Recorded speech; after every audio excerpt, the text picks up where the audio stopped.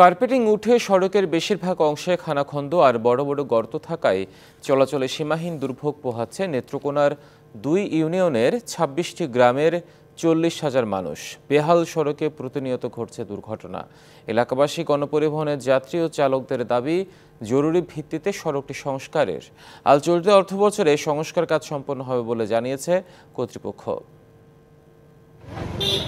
নেত্রকোনার মদন উপজেলা থেকে ফতেপুর পর্যন্ত দীর্ঘ ১৪ কিলোমিটার রাস্তাটি উপজেলা শহরের সাথে তিয়শ্রী ও ফতেপুর ইউনিয়নের যোগাযোগের একমাত্র রাস্তা। এছাড়াও হাওরের ধান পরিবহনও করা হয় এ সড়ক দিয়েই।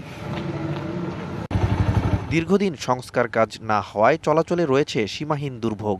প্রতিনিয়তই ঘটছে দুর্ঘটনা। ২০০১ সাল থেকে এ পর্যন্ত মাত্র একবার সংস্কার করা হলেও তা টেকেনি ৩ মাসও। খানাখন্দে পানি জমে বেহাল সড়ক দিয়ে চলাচল করতে গিয়ে দুর্ভোগে পড়তে হচ্ছে শিক্ষার্থীসহ রোগীদেরও। আজ এই ১৫ বছর যাবৎ, ১৫ থেকে ১৬ বছর যাবৎ এই রাস্তায় কোনো কার্যক্রম শুরু করে নাই।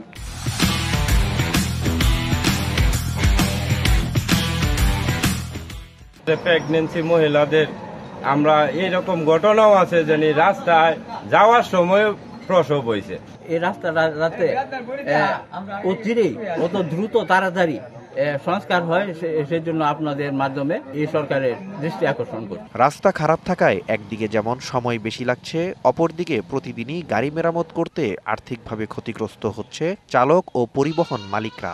শিগগিরই রাস্তাটি সংস্কারের দাবি এলাকাবাসীর। ২৫ থেকে ৩০ মিনিট লাগছে, আর এখন মনে করেন যে ১.৫ ঘন্টা লাগে।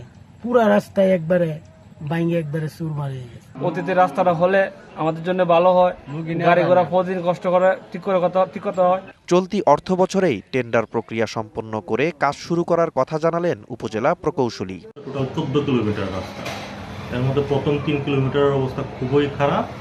এটা আমরা এই বছর ২০২৪-২৫ অর্থ বছরে জিওবি মেইনটেন্যান্স প্রকল্পের আওতায় এস্টিমেট অনুমোদন হয়েছে। খুব শীঘ্রই টেন্ডার প্রক্রিয়া সম্পন্ন করে কাজ শুরু হবে।